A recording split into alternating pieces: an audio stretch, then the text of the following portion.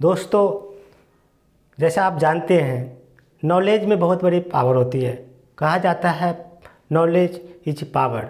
मतलब जिसके पास जितना नॉलेज होता है उसके अंदर इतनी ज़्यादा शक्ति होती है समझने की, सोचने की, जीवन को जीने की। लेकिन दोस्त, आपके पास नॉलेज बहुत है, भगवान ने आपको बल भी दिया है, शक्ति भी बहुत दिया है, लेकिन अगर आपको विनम्रता की कमी है, आपके अंदर सहनशीलता की कमी है, तो ये जो पावर है नॉलेज की और जो शक्ति की, ये ज़्यादा वैल्यूएबल नहीं रह जाती है। क्योंकि कहा जाता है कि जो इंसान के अंदर ज़्यादा विनम्रता है, जिसके अंदर ज़्यादा सहनशीलता है, वही इंसान आगे लाइफ में आगे बढ़ता है। जिस इंसान के अंदर विनम्रता नहीं है, स्वभाव में लचीलापन नहीं है, वैसे इंसान की समाज में कद्र कम होती है।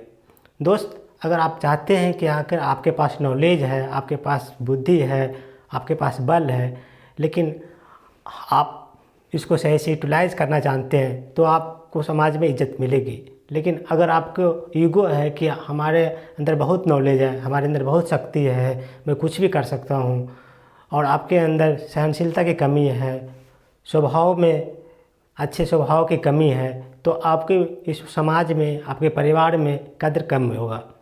अगर आप चाहते हैं कि हमारे समाज हमारे कद्र करे, हमारे समाज, हमारे घर परिवार हमको हमारे वैल्यू दे, तो इसके लिए आपको विनम्रता होनी पड़ेगी। विनम्रता में बहुत बड़ी शक्ति होती है। नॉलेज आपके पास है, ये सही है, लेकिन उस नॉलेज को आप सही से इस्तेमाल नहीं कर रहे हैं, आपके अंदर कठोरता की भावना है, विनम्रता की भावना कम है, तो आप उस लक्ष्य तक नहीं पहुंच पाएंगे जहां तक आप पहुंचना चाहते हैं। क्योंकि दोस्त, बहुत ऊंचा जाने के लिए, बहुत लंबे टाइम तक टिकाऊ होने के लिए आपको लचीलापन होना पड़ेगा अपने लाइफ में। ज़्यादा से ज़्यादा कोशिश कीजिए एक दूसरे को हेल्प करने की। जितना ज़्यादा आप दूसरे को हेल्प करेंगे, इतनी ज़्यादा लोगों से आपकी ज़्यादा वैल्यू होगी। उतनी ज़्यादा लोगों को प्यार, आपको लोगों से प्यार मिलेगा। अगर आप चाहते हैं कि मैं सिर्फ अपने पढ़ाई, अपने ज्ञान के बल पर सबको, दुनिया को जीत लूं, तो ये संभव नहीं है। अगर दुनिया जीतना है तो पढ़ाई और शक्ति के साथ साथ आपको विनम्र और लचीलापन होना चाहिए। लोगों को प्रति आपको प्यार और रिस्पेक्ट होना चाहिए। क्योंकि दोस्त, जब दूसरे को आप प्यार देते हैं, दूसरे को रिस्पेक्ट करते हैं, तो बदले में भी आपको रिस्पेक्ट और प्यार मिलेगा। ये एक साइड से नहीं होता है, दो साइड से होते हैं। अगर आप दूसरे के प्रति अनादर भाव से देखेंगे, दूसरे को रिस्पेक्ट नहीं करेंगे, प्यार नहीं करेंगे, और अपने ज्ञान और बल को आप ईगो बना कर रखेंगे, तो आपको जो प्यार और जो घर परिवार और जो बाहर से जो प्यार मिलने चाहिए, वैसी वैल्यू आपको नहीं मिलेगी। लोग आपको कद्र इतने नहीं करेंगे जितने कद्र मिलने होनी चाहिए थे। तो दोस्त, मैं ऐसा मानता हूँ कि अपने समाज में अगर आपको वैल्यू बनाना है, अपने समाज में रिस्पेक्ट अपने आप को बनाना है, तो सबसे पहले आपको दूसरे के प्रति अच्छे व्यवहार करने पड़ेंगे, दूसरे को आपको वैल्यू देने पड़ेंगे, अपने से बड़ों को रिस्पेक्ट देने पड़ेंगे, अपने से छोटों को प्यार देने पड़ेंगे, तो भी आपको रिटर्न में वो सारी चीज़ मिलेंगे। क्योंकि कहा भी जाता है कि जैसा आप दूसरे को देते हो वैसे ही आपको रिटर्न मिलता है। अगर दूसरे को आप कठोरता से व्यवहार करोगे, बुरा व्यवहार करोगे और बदले में चाहोगे कि हमें कोई रिस्पेक्ट करे, तो ये संभव नहीं है। आप रिस्पेक्ट दोगे, प्यार दोगे, तभी आपको बदले में रिस्पेक्ट और प्यार मिलेगा। इसके लिए आपको अपने व्यवहार को बदलना पड़ेगा, आपको लचीला होना पड़ेगा। क्योंकि आपने सोचा ही होगा, आपने देखा ही होगा कि अगर पेड़ जो ज़्यादा कड़े होते हैं, जो ज़्यादा कठोर होते हैं, वो हवा में टूट जाता है। लेकिन जिस पेड़ में लचीलापन होता है, जिसके डाली लचीले होते हैं, उसको कितनी भी आंधी तूफान उसको कुछ बिगाड़ नहीं सकता। क्योंकि वो अपने हवा के अनुसार, अपने जो तना होता है, अपने जो डाली होता है, उसको अपने हिसाब से वो एडजस्ट कर लेता है, क्योंकि इसके अंदर लचीलापन है। लेकिन जो कड़ा होता है, टाइट होता है, वो झुकने को नाम नहीं लेता, अपने अनुसार चलता है, वो हवा आने पर वो टूट जाता है। तो दोस्त, इससे आप अपने लाइफ में भी बैलेंस बनाने में आपको सपोर्ट करेगा। आप उस पौधे की तरह बनिए जो लचीला होता है, उस पौधे की तरह मत बनिए जो कड़ा होता है, कि हवा के आंधी को, तूफान को वो झेल ना पाए और खड़े रहे और टूट जाए, लेकिन अपने आप को वो मुलायम ना बना सके। वो ऐसे बनिए जो कि जिसके अंदर लचीलापन हो, कि अपने आप को जो समय के अनुसार अपने आप को उस रूप में ढल जाए। अगर तेज़ हवा आ रही है तो उसको अपने आप डाली को मुलायम कर लीजिए। तो अपने शरीर को, अपने व्यवहार को भी वैसा ही बनाइए कि जहाँ पर जैसा माहौल है वैसा अपने बॉडी को, अपने थॉट को, अपने विचार को वैसे में मिला लीजिए। तो भी आप समाज में और आपके घर परिवार में रिस्पेक्ट की वैल्यू होगी आपकी। दोस्त, इसे मैं आपको एक छोटी सी कहानी से समझाना चाहता हूँ। एक बार दांत जो हमारे मुंह के अंदर होता है, दांत भी होता है और जीभ होता है। एक बार दांत को अपने ऊपर बहुत गरूर हुआ। उन्होंने सोचा कि हमारे वजह से इंसान को कितनी फ़ायदा हो रहा है, हमारी वजह से वो किसी चीज़ को खा रहा है, कड़े से कड़े चीज़ को तोड़ तोड़ के खा जाता है, चबा चबा खाता है। वो हमारे वजह से लोग साफ साफ बोल पाते हैं, हमारे वजह से लोग के चेहरे की जो रौनक होती है वो कितनी अच्छी होती है, हमारी वजह से उसकी दांतें में जो चमक होती है, हंसी कितनी प्यारी होती है।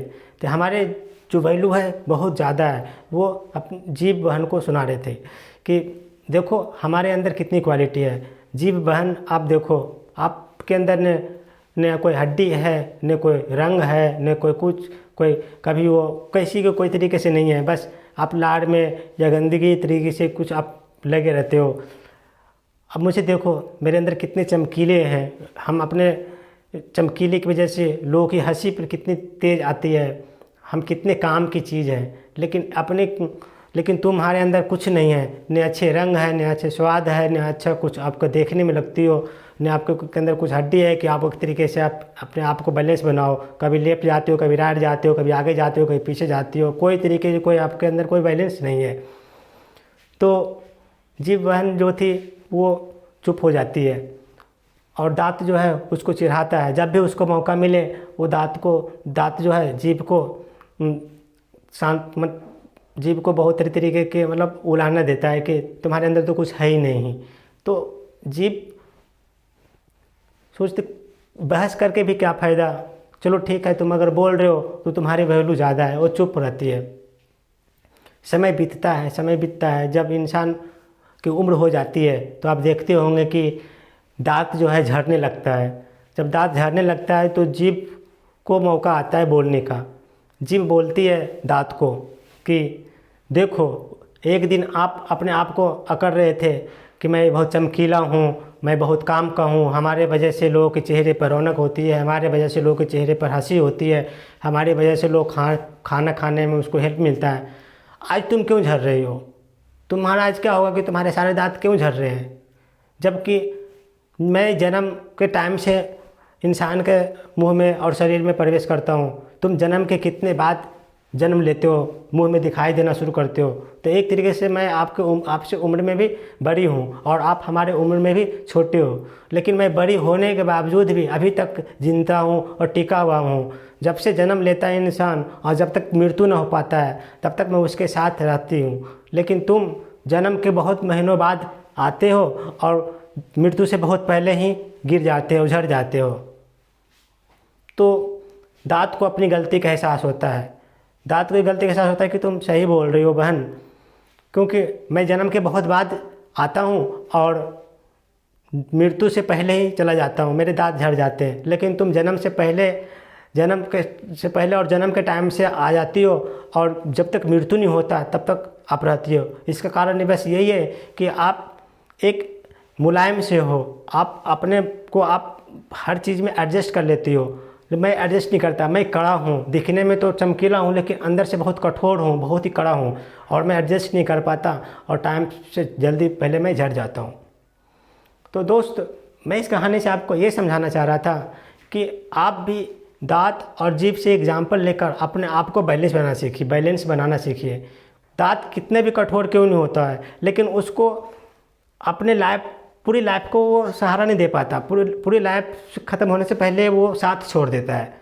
लेकिन जीभ को देखिए, जीभ जो होता है कितने मुलायम और कितने एडजस्ट करता है अपने लाइफ में। जिस तरीके का माहौल होता है उस तरीके का अपना बैलेंस बनाए हुए चलता है और जन्म के समय से लेकर मृत्यु के समय तक हमारा साथ देता है। दोस्त, लचीलापन है, क्योंकि उसके अंदर लचीलापन है और अपने लचीलापन के कारण वो इतना दिन तक वो एडजस्ट कर पाती है। दांत में लचीलापन नहीं है, वो कड़ा है, कठोर है, चमकता ज़रूर है लेकिन बहुत ही कड़ा है, कठोर है, उसको एडजस्ट करने की पावर और क्षमताएं कम है, इसलिए वो जल्दी झड़ जाता है। तो इस टाइप से हमारे लाइफ में भी होती है। आप जितने ज़्यादा मुलायम रहोगे, जितना ज़्यादा आपको सहनशीलता होगी, जितनी ज़्यादा आप एडजस्टेबल होगे अपने माहौल में, इतनी ज़्यादा आप टिक पाओगे, इतनी ज़्यादा आपको प्यार मिलेगी, रिस्पेक्ट मिलेगी और आपकी कद्र होगी। आप अपने नॉलेज और अपने शक्ति के दम पर अगर आप अकड़ोगे, आप अपने अंदर ईगो और घमंड के महसूस से चढ़ोगे, लोगों को रिस्पेक्ट नहीं करोगे और बिल्कुल कड़े और कठोर पेड़ की तरह खड़े रहोगे, तो छोटी और सी हवा में और अगर तूफान आंधी कभी भी आप गिर सकते हो, क्योंकि आपके अंदर लचीलापन नहीं है। तो वैसे ही हमारे स्वभाव, हमारे मस्तिष्क पर भी प्रभाव पड़ता है। आप जितने लचीला रहोगे, जितने अपने व्यवहार को जितने मुलायम बनाओगे, जितने लोगों के प्रति मिलनसार रहोगे, घुल मिल कर रहोगे, आपकी लाइफ इतनी ज़्यादा बड़ी होगी और इतनी ज़्यादा आपकी जीवन में बैलेंस होगा, जितनी ज़्यादा आप लाइफ में सफल होगे। तो दोस्त, नॉलेज ही सबसे बड़ी चीज़ नहीं है। नॉलेज होना सही है, शक्ति होना सही है, लेकिन उसको सही से उपयोग करने की जानकारी होना चाहिए, सही से उपयोग करना आना चाहिए। लचीलापन अपने स्वभाव को बनाइए, सहनशीलता अपने स्वभाव को बनाइए, रिस्पेक्ट और आदर की भावना अपने आप को बनाइए, तभी समाज और आपके घर परिवार और रिश्ते में आपको मिठास मिलेगी। आपको मिठास मिलेगी। अगर आप दूसरे को मिठास बांटेंगे तो भी आपको मिठास मिलेगी। दूसरे को कड़वाहट बांटेंगे और आप मिठास की उम्मीद करेंगे तो ये संभव नहीं है। अगर आप अपने लाइफ में मिठास चाहते हैं, अपने लाइफ में लोगों के विश्वास चाहते हैं, तो आपको सबसे पहले दूसरे को ऊपर विश्वास करना पड़ेगा, दूसरे को रिस्पेक्ट देने पड़ेंगे, अपने छोटे को प्यार, बड़ों को रिस्पेक्ट देने पड़ेंगे, तभी आपको रिटर्न में वो सारी चीज़ें मिलेंगे जो आप चाहते हो। तो दोस्त, ये वीडियो आपको कैसी लगी? अगर ये आपको वीडियो अच्छी लगी तो प्लीज़ लाइक कीजिए, शेयर कीजिए एंड सब्सक्राइब कीजिए। और अगर आपको कोई कमेंट बॉक्स में कुछ लिखना है, suggestion, thought, please write in comment box. Thank you so much.